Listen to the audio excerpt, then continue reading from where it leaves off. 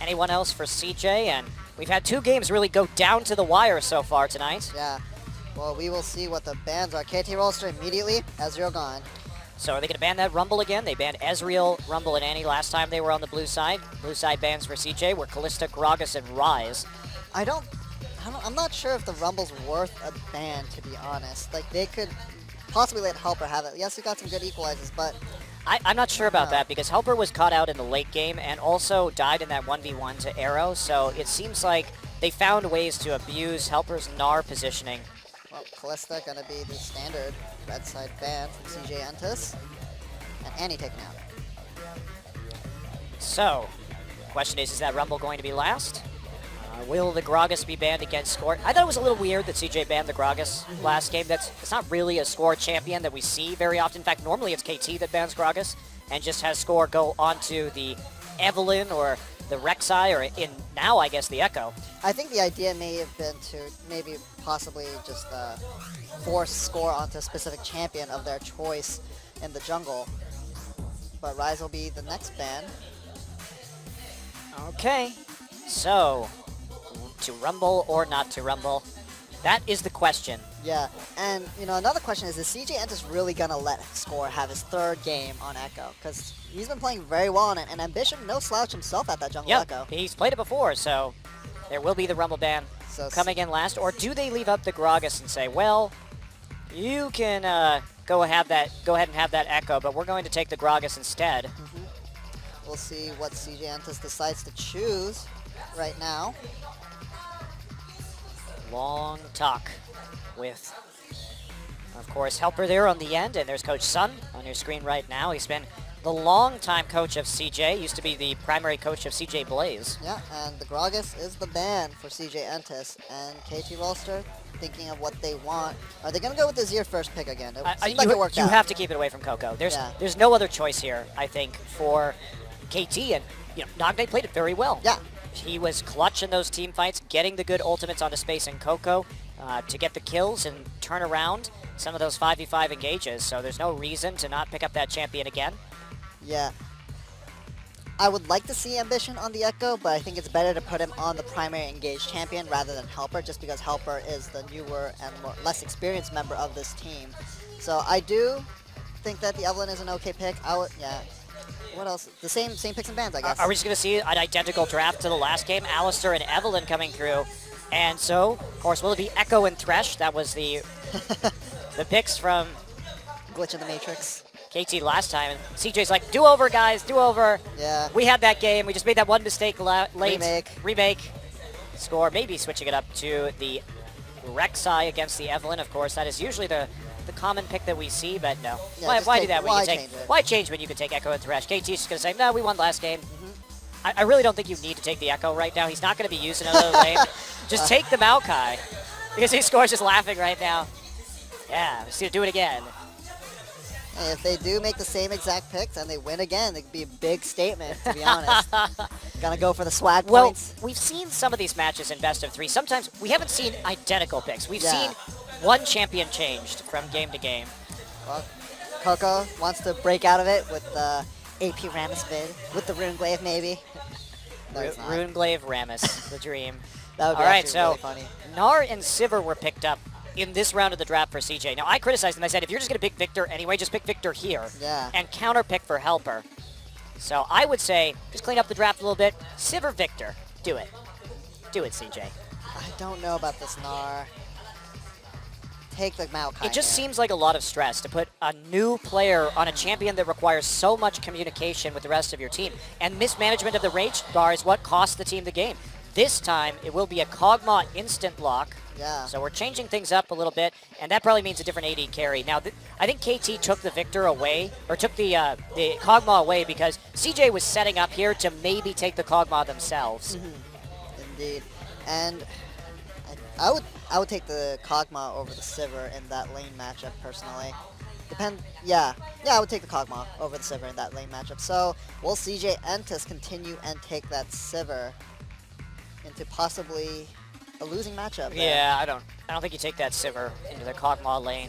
And they're really limiting CJ's options. So CJ, they show all of this AoE CC from Gnar and Evelyn and Alistair, and they said, hey, we want to play this matchup, and we're just trying to set up for a Protect the Cog comp, and then KT turns back around and says, no, we're going to deny this. Now they take the Shen, a champion that Someday was quite successful with in their last match against Najin. And, you know, it just adds another layer to that protection for Kog'Maw, that big shield that comes up from the Shen ultimate. And a lot of plays that could potentially be made. Corki is the current hover. Pretty decent lane versus the Kog'Maw. Of course, the big flaw for KT, no primary engage this time. Yes. There's no Maokai anymore to really get in there and make those kind of plays that KT was making last time.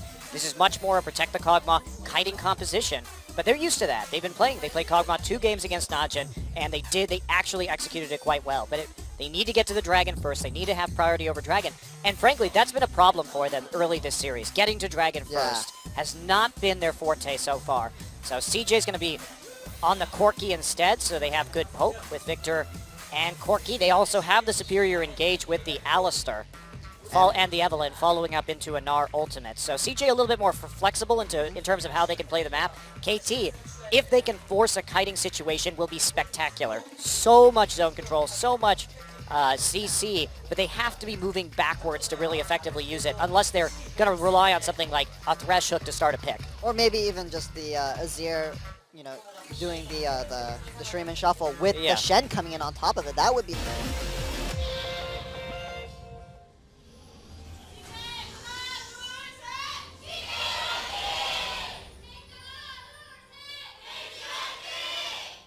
All right.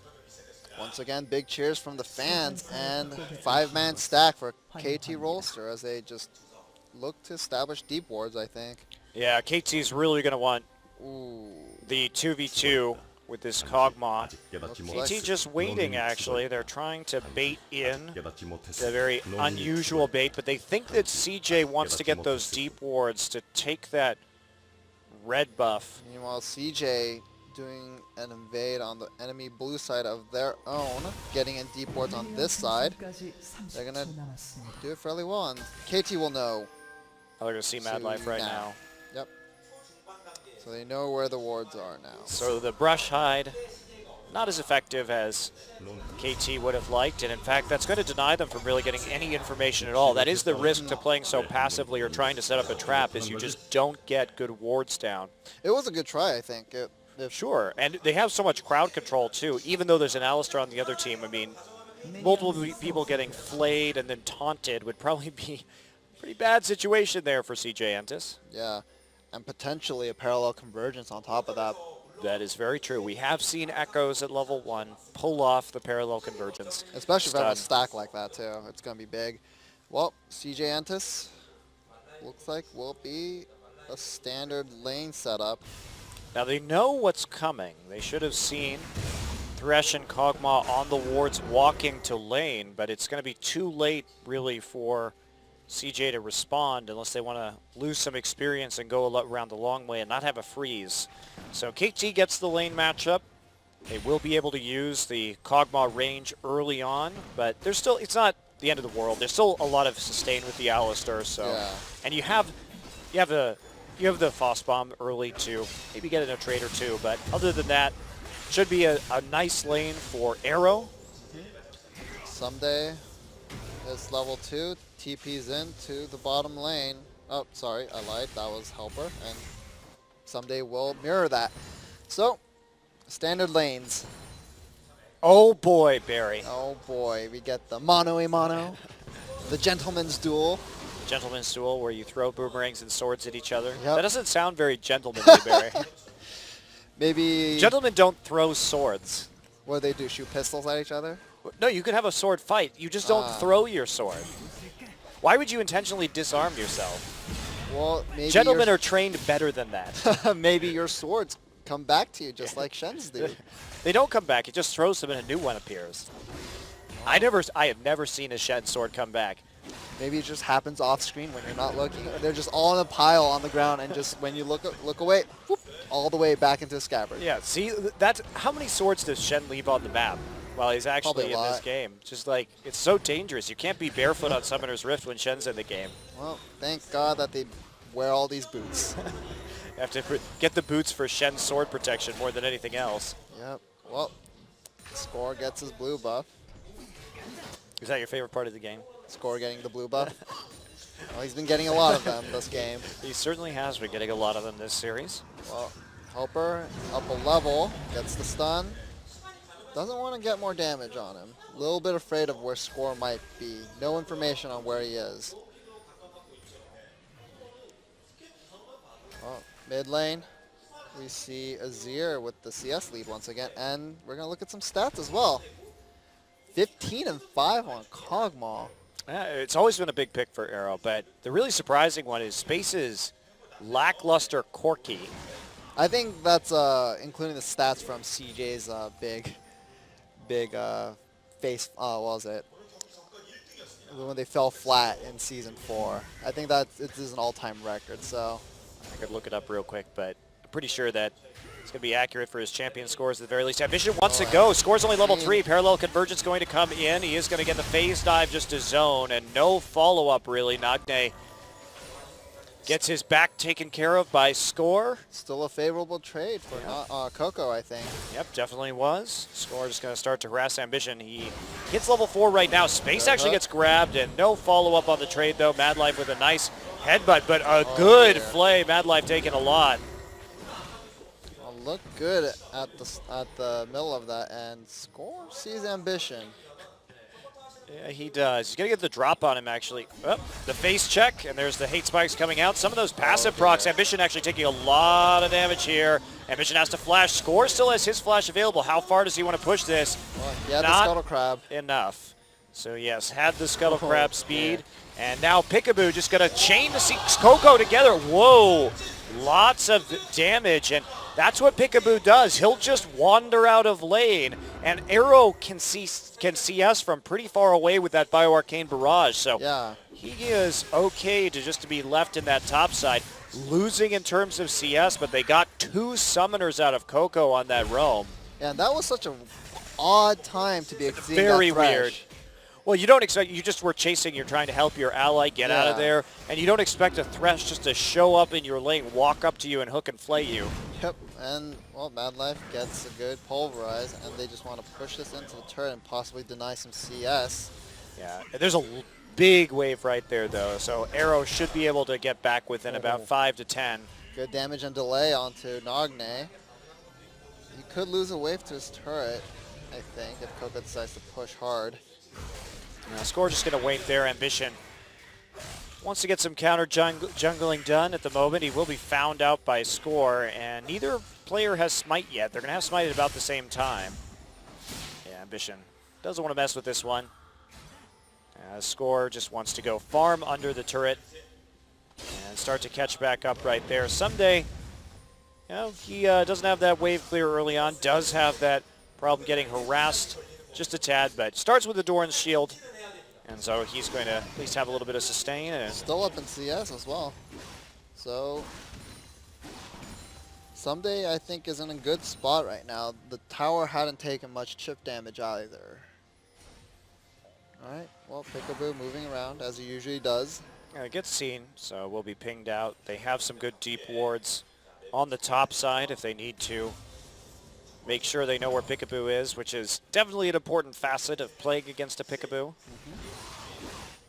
Arrow really suffering in terms of CS, and this is the price. There is that price. Obviously, Arrow was never a great player when it came to farming, and when Peekaboo's with him and Peekaboo is wandering all over, Arrow has to necessarily be denied a little bit in that situation. And when he's on this Kog'Maw that really needs that farm to get to the late game, that may delay a power spike here, possibly for KT Rolster, in a situation where pre-6 they should have had the advantage on the Corki and been able to push him out just a little bit harder. Yep, Pink Ward snuffed out by Ambition before he gets onto that red buff. He's scared. Yeah, Nagne's moved up there.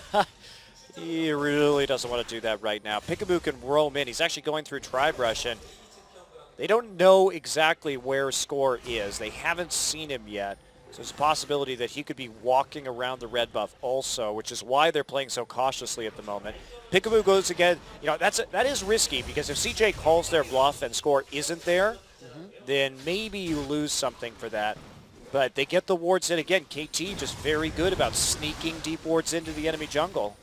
Yep, and KT pushed up in the top lane. Ambition gets his red buff, but he is low. Well, they want to make a play right now. On this gen, they have one more global than CJ Entus does, so by prioritizing using that Shen ultimate early and often, they can force a TP advantage and then make more plays and snowball from there. You really, when you have this Shen in the bottom lane, you really just want to go nuts on the enemy team because you're going to have that ability to make plays on the opposite side of the map more than twice as frequently as your enemy top laner. Yeah, I feel like this might be an okay game to get maybe Frozen Mallet on the Gnar just to really keep that Shen under control. That's a very good point. But I don't think this probably isn't going to be one of those Frozen Mallet Black Cleaver games. Probably not. That is true. But I think Frozen Mallet probably a very, very good buy against this KT team. But yeah, while Helper has Shen bullied in that bottom lane, it's still even in CS. It really depends on how much damage he's getting on this turret to see if it's really worth it. Right, and it's hard to make a play yet because neither of our top laners or our AD carries is actually recalled at all. Yep. So there's such a small amount of damage coming out that there's not really a great way to make that gank work. But this actually does end up in CJ's favor because the longer they can prevent Shen from getting items, the less dangerous he is going to be, and the more reluctant he will be to make cross-map plays. Well, Helper just really needs to try to chunk out Someday so he can't TP or ult away, which he's trying to do right now. But Someday using his W very well to prevent as much damage as possible. Indeed. No more roams from Peekaboo for the instant, for the moment, even though they have a lot of wards. So KT trying to play around this top side right now and get themselves back in the race when it comes to the CC. It's been a really long time without these recalls. We're well behind in itemization between what we would see in this game compared to a normal one. Yep, and, well, Ambition and top side, possibly looking for a play. They don't know exactly where Score is. No, they have to be so cautious here. The junglers are really the only people with items. Oh, misses the taunt, actually. Helper gonna have a chance to hop out of this one. Parallel Convergence not going to land. He is slowed up by the Time Winder. Where's the next taunt? There's a flash coming in. Two flashes for the first blood onto Score, and Ambition just nowhere close to answering that gank on another lane. So a few summoner spells burned right there, but Someday will be happy to recall, and maybe they can do something else. Peekaboo goes back, and you can see CJ just wants to get out of there as fast as possible right now before there's an answering gank onto them in the top side, because Peekaboo decides to flash Flay while he has a Shen ult on top of him. It could be very bad for Corki and Alistar. Coco gonna run to Score. Parallel Convergence goes down. Doesn't get the stun. There's the Shen ult. They want to get onto Coco. Nogne's going to follow up. Nogne over the wall. Coco actually going to dodge the Azir ultimate. Now Score getting low. Summoner heal going to save him from Nogne. But Nogne gets a kill onto Ambition on the follow-up. Someday will escape. Mad Life there, just a little bit too late, and there's not anything else he can do right now. So Coco gets away, but it comes at a pretty dear price of Ambition going down. Well, CJ once again starting on the back foot in terms of, just pressure, it seems like. But no objectives have been taken, so game's still fairly even. Arrow starting with Blade of the Ruined King this game instead of going for the Trinity Force. Maybe they're trying to set him up for a 1v1 versus the enemy top laner? Not sure. I think they actually just want to sustain against the Corki poke. That would be my guess. Wouldn't just here. a Vamp Scepter be enough then? Well, yeah, I would think so, but it would also delay the completion of the Trinity Force. There's also the possibility that they want to team fight with him earlier, and because Gnar is stacking MR and HP right now, the Blade of the Ruined King is going to be incredibly efficient against Gnar. We'll see. Without any armor. We'll see if it pays off soon, but one can only think that the Triforce is probably the next item that will be built by Arrow. Yeah, certainly. I would assume that was going to be the case. Peekaboo playing aggressively while he has a pink in his try and a score in the brush as well. Oh, Peekaboo moving up. Flay, hook, not going to hit space. I think Mad Life has started to try to figure out how Peekaboo tends to use his hook after he plays. Well, he definitely wanted to hook space right there, not Mad Life. You don't hook Mad Life because Mad Life will just pop his ult and walk away. Right. So going on to space, the more valuable target. So looks like KT starting to threaten the dragon. Trying to turn the control wars over on their side. And yeah, well, we'll see in the top lane. The Helper has Someday pushing it under his turret. He hasn't been getting a lot of chip damage is the thing. He's just really afraid of the Shen taunting him under turret. I mean, it's a legitimate threat, and he is playing respectfully, perhaps too respectfully, as KT zeroes in on the blue buff. And now Shen has that Sunfire cape, so he's going to be able to match that push to a certain degree. Score just going to smite away. Yeah, and the Sunfire cape is absolutely that huge item on Shen. You do not have wave pressure before you pick that item up. You have to get it first.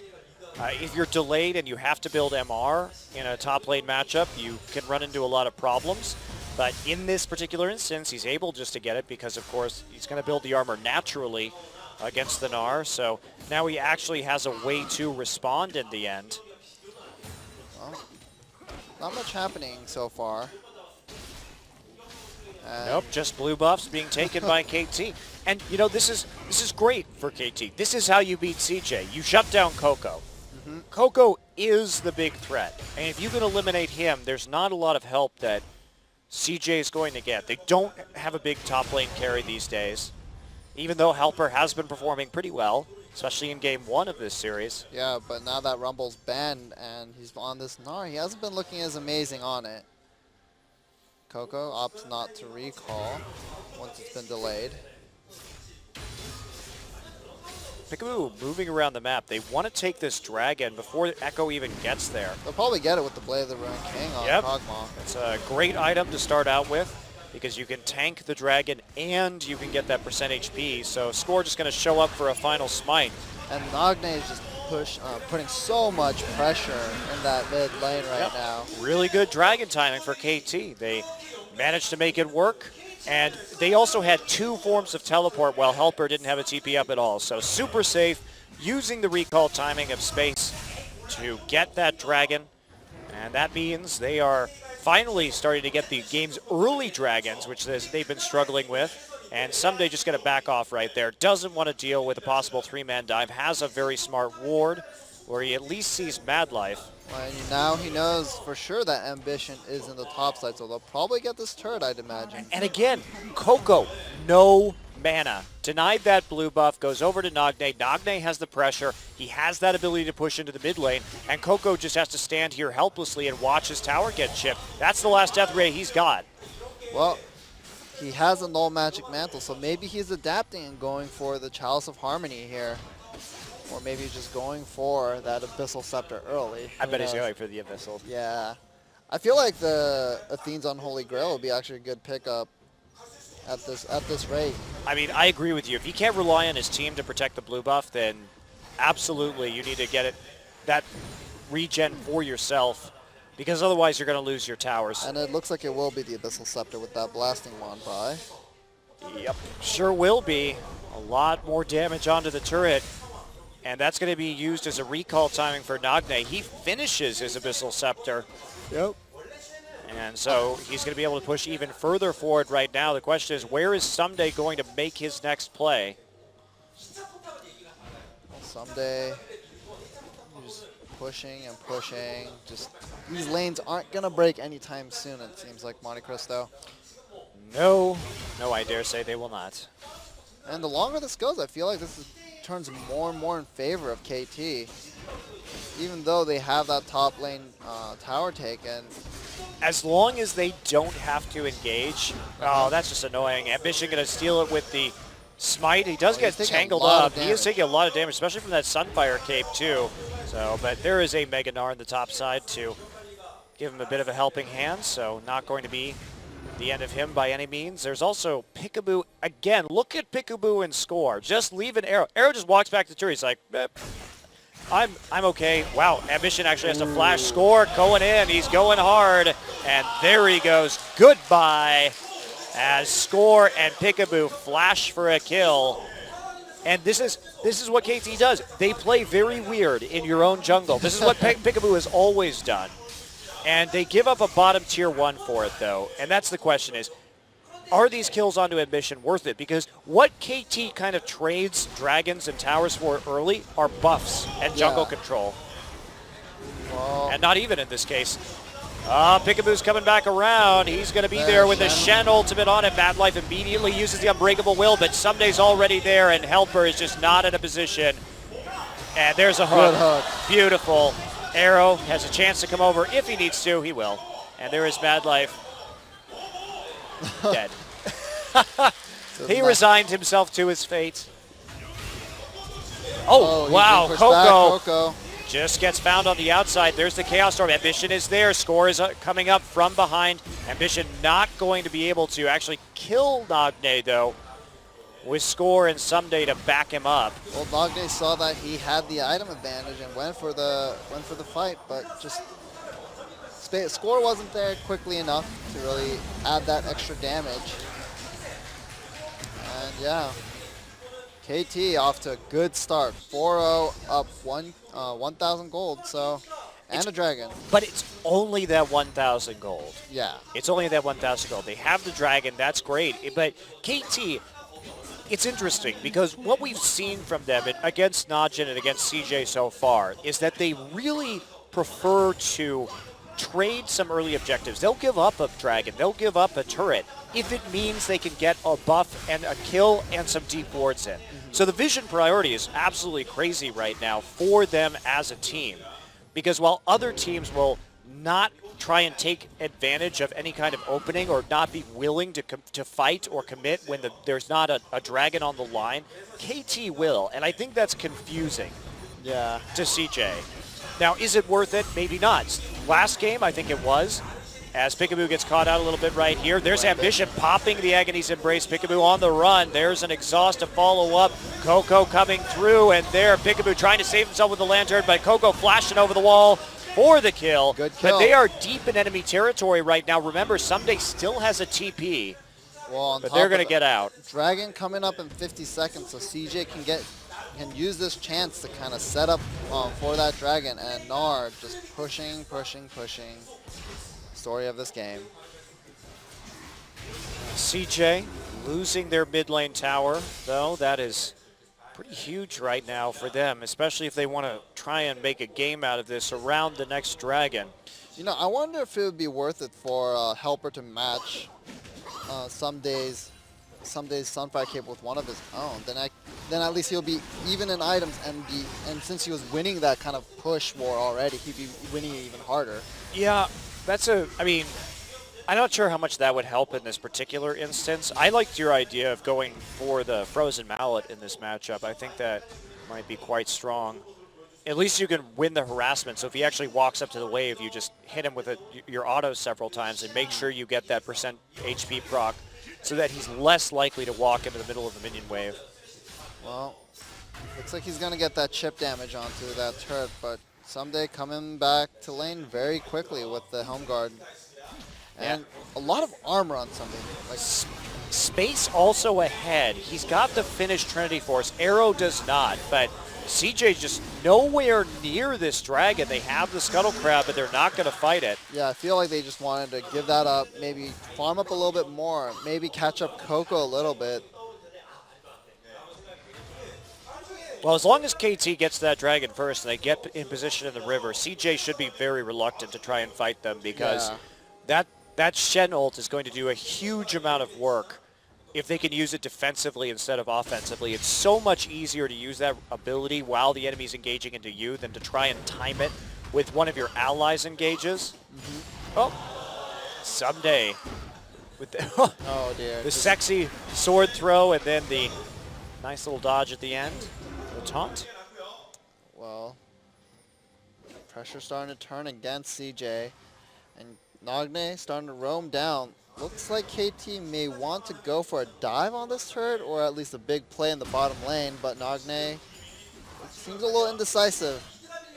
No, I'm not sure they want to do this quite yet. They could try for a 5-man dive. They may just try and zone them off the tower. And that's what they're going to do. They have the Sheen. They're going to fake it out with the Lantern, see how much damage they can get, but Mad Life really not going to fall for that. Okay, the tower survives for now. They see Nagne moving back into the mid lane. Is this an opportunity for Ambition in the bottom lane? They know Score's still there. Yeah, they do. It was a good play from Mad Life, though. He didn't take the bait. They had Victor there, so he felt comfortable trying to defend the turret. That's going to keep it alive for a while longer. Yep. Pretty important in a very close contest, but CJ is slowly getting more and more and more of a CS advantage, and that's translating now into the fact that they have overtaken KT Rolster in terms of the gold lead in this game. Well, we'll see if there is a fight that breaks out anytime soon. But it's just farming for both teams. Well, Arrow really needs that Trinity Force. He has to be able to match Space's power spike if he wants to be successful in some of these team fights. He'll get it on his way back right now. Does he get the boots? Yes, he does. So running himself out of gold. He's 1,000 gold behind thanks to the extra turret and the fact that Space has managed to get a 40 or 30 rather CS advantage. Yep. And Coco is going to take the Scuttle Crab, as well as, yeah, just Ambition going to recall. So KT, they have these two early dragons. They are going to be perfectly fine with that. They have the better late game scaling, so the fact that they don't really have to commit to dragon fights for a while will suit them just fine. So if you're CJ, what do you want to do now? Do you want to go for some crazy dives? But the problem is that Shen is up, and Shen is getting very tanky. Helber going to try and fight this one. There's a Gnar ultimate, but it's not going to get a stun. Box already dropped to stop them from doing this. There we go. Taunt coming through. Is there more damage? Parallel convergence over the wall. It is not going to hit the Corki in the end, but that's going to be a lot of disengage. Someday misses his taunt on the return. Now here they're all grouped up. Big Chaos Storm. There's a Shen ultimate to save Pick-a-Boost. Shen just going to taunt over. He's still in the storm. Does get out. Nagne moving forward. Arrow's here. Flash over the wall. Oh. Beautiful headbutt from Mad Life, but Arrow has his flash in return, and that means Helper's going to fall, and Mad Life will die in the end as Arrow counterplays the Alistair, and there we go. There's a TP. Someday already back in, using his one global, but he's still going to go for this. They want to clear out those vision wards in the pit, and they want to figure out if this Ambition Evelyn is still on the flank, which she is. They have to do this quickly. Helper still has TP. Yep. And they probably will with the Blade of the Ruin King on the Kog'Maw, and Ambition seen. Yeah, they want to find it. They see Yes, Ambition. flash. There's a hook. They catch him out. Ambition is going to fall. Wow score picks up the Baron. So early Baron from KT Rolster on the strength of that fight. Ambition tried to be sneaky, but Pick-a-Boo managed to find him alongside Arrow. So a quick Baron means 7-1 kills in favor of KT Rolster. And CJ started that fight too. Yeah. KT reacted to it. Pick-a-Boo just getting out of the Gnar. This is just... So we didn't actually see the Gnar ult coming in because it had already been used, but Someday just perpetuating this since he knows that key Gnar cooldowns are up. And again, they're fighting around when Helper's about to go into mini Gnar, just like they did at the end of last game. Good ult from Ambition, but Nagne plays this defensively, and Someday manages to teleport just out of range. Arrow here is able to do a lot with just the living artillery on the flank, and Mad Life makes a play. That is a great play, forces the Summoner out of Arrow, but also isolates Mad Life in the end. I feel like, what exactly did Helper die to? Because Arrow killed him, so did Mad Life's play actually put Arrow in range? That is a good question, actually. I feel like didn't that's see what it that. did. Because I don't think he died to the red burn at that point. He had maybe about like 100 to 50 to 100 HP, so it wasn't enough for the red burn to just kill him at that point. He was really far back.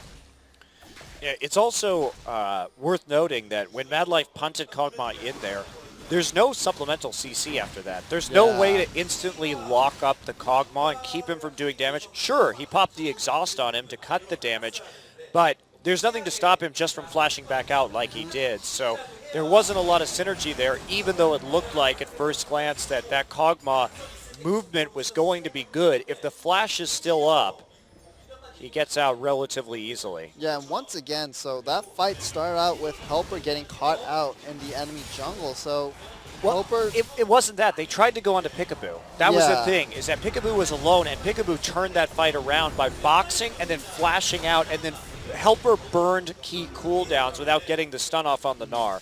And that's when KT decided to re-engage. So I think that's just a bad judgment call by Helper okay. to go, because as soon as you get the flash out and the box out of Thresh, you're like, oh, great. We're That's gonna back good. off. Yeah, Yep. just back out. But by continuing to go in, that was what caused the problem. You know, I don't understand why he chose to use that Gnarl in the direction that he did. Because he just essentially threw them down the jungle, away from it, and like just parallel to the wall rather than into it. So I think if he had gotten Peekaboo into a wall, it might have been a different story, possibly. Maybe. I'm not sure that his team was in range to do damage at that stage would be the issue. Yeah, but It you was weird all. have to credit KT too. They won last game by playing around Gnar Rage very well, and they did that. They won that team fight and came out, got a Baron with that same level of play. Well, So. and KT gonna take a third dragon, uncontested. CJ in no position to fight at the moment. Much earlier ages this game Yep. from score naturally, and that's a big problem. CJ pretty heavy into the magic damage, so the MR itemization, even though Someday has decided that he doesn't need any for some reason. This Kog'Maw 3-0-1 and is almost finished his last Whisper, so this Gnar is not in a good spot. Has finished his last Has Whisper. finished it along with the Berserker's Grief, so you know, Arrow in a very, very good position to just carry this game right now. And as long as KT can just keep the Kog'Maw safe, which they very easily can with this composition. I'm not sold on Someday's build here. Not sure you need That much armor. that much. I'm not sure you need that I think he just Thorn Mail yet. I think he just wants it for the 1v1 split push versus Helper. Because like as Helper Sure. continually hits him, he's just going to be taking that return damage. But to that I say, Helper has a lot of MR already.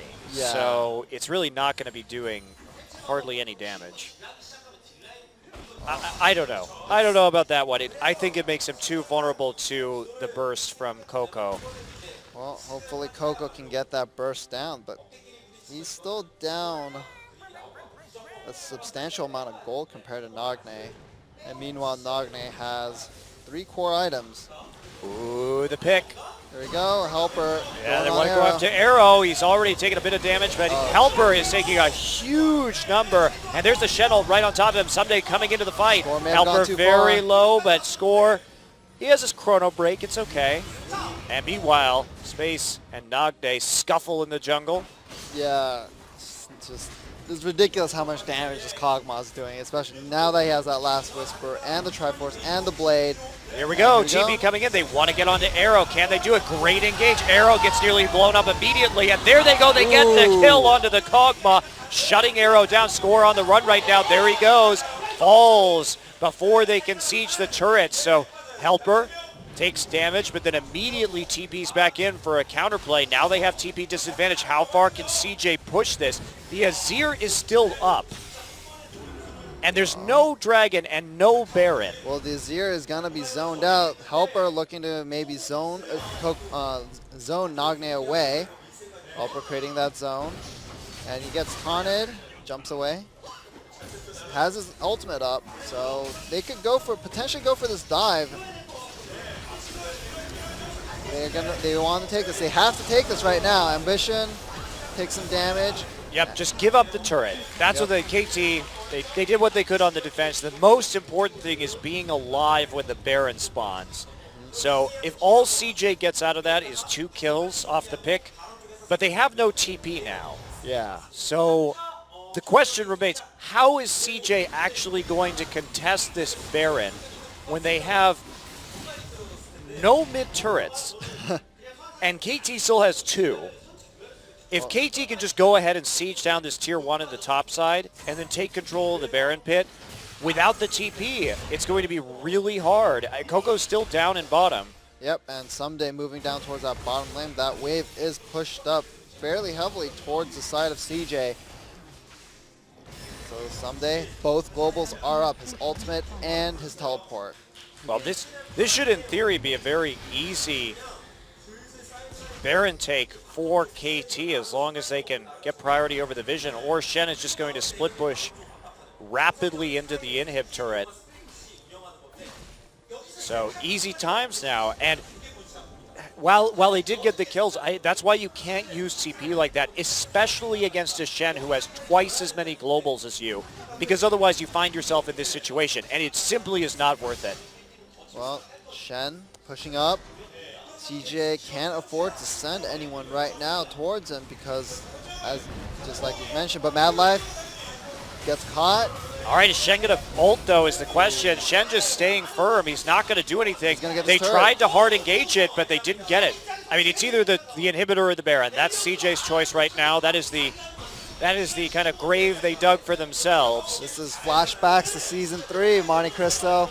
Space going to have to go down and deal with this, but Someday is going to just wait for the next wave. KT has to play this very patiently. Baron is activated. They can take this very quickly. They can. Of course, the Kog'Maw and the Azir are there. Score going to get the Shen ult onto him, so they're just going to commit to this immediately. A little bit dangerous for KT. They could get this stolen, but they're not going to. Nara's not there. There it goes. Yep, CJ gives up that Baron. And that is the problem with making teleport plays like the one we saw CJ making, is that you're forced into a really, really rough situation. And it looks so promising for CJ after they made that, but as you said, just with the Baron coming up that quickly, and now the Dragon up in 30 seconds, will CJ Entus be able to possibly take this, or will they be able to take a fight here? Shen ultimate is down, so that is one big cooldown down for KT Rolster. Doesn't matter, still has teleport. Right, but like I'm thinking more. I'm thinking more in terms of the shield of that Shen ult, because it could definitely stop a pick from occurring, and that's what CJ Entus needs. They need a good pick. So KT lining up for Dragon number 4. Scuttle Crab steal. That's nice for Ambition. Smite. He has a second charge. Yep. Blind hook not going to work. Of course, he didn't have vision thanks to the ward being blocked by the sweeping lens.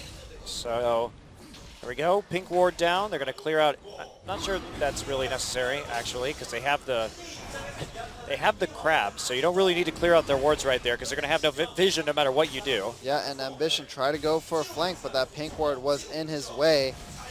KT has a strong 5-man unit. If they want to fight this, CJ needs to go in relatively soon. Well, W's down for Echo, so that means KT needs to walk away from this until the Echo W is up again. So Dragon resets. Bottom wave is pushing in favor of CJ Entus, so the longer they possibly drag this out. Yeah, but this mid lane is kind of disastrous right now. Shen's ult is back up, so KT could just stand here forever. And Helper has CP up now. Right now. Ambition's still looking for the flank. There's no pink wards to prevent him from getting it. But there's Someday. And he has Baron minions, so KT just perfectly happy to sit here as long as this takes. CJ needs to make a decision right now. Here comes Ambition. There's the TP coming in from the side. They have the home guard. Can they win the fight? They've all in on this. Arrow so safe in the back line, facing the mountain, and the Shen ult on him. He's going to flash back and then keep on auto-attacking. No threat onto Arrow. Arrow is just going to kill everyone after that. KT so ready for that play from CJ. CJ with the Hail Mary attempt. They wanted it, and now Someday Coco hunting. Coco tries to run away with the speed boost, trying to delay as much as possible, and dead. Flashing with the Sod. Coco not looking too happy about that one. Score just going to pop in with the phase dive and see if he can get that last little bit of damage out. Oh, we're doing a lot of damage. Yeah, they have to blow Summoner Heal. They should just be going for the win right now. They have Baron empowered minions. No reason that they have to deal with Helper. Well, Arrow has no mana right now, but there are 4 people from KT still in that middle lane. Yeah, they can't win now. They waited a long time chasing down Coco and Helper and now Space and Madlife and everyone are back up. No TP, so they can get the Dragon A-OK, but they only got an inhibitor when I think they may have been able to take just a little bit more. Well, KT wants to play safe, so they get in position for Dragon number 4, and they take it easily with a big wave pushing at top. That's also a big chunk of gold heading their way as well. Nagne going to pick it up. Yeah, this is a huge cash-in. It's going to be an Infinity Edge for Arrow, as if he wasn't doing enough damage already. Oh dear.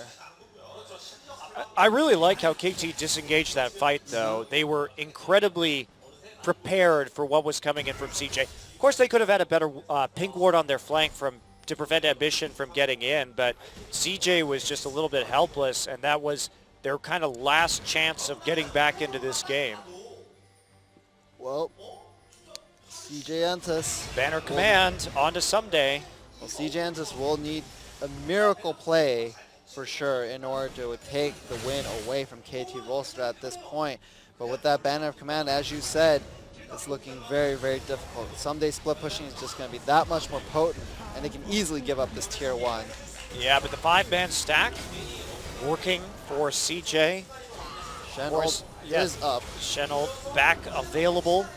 Of course, those Shenold buffs recently to the cooldown really helping him have that much more presence on the map once again. Big factor into why he's back in the meta.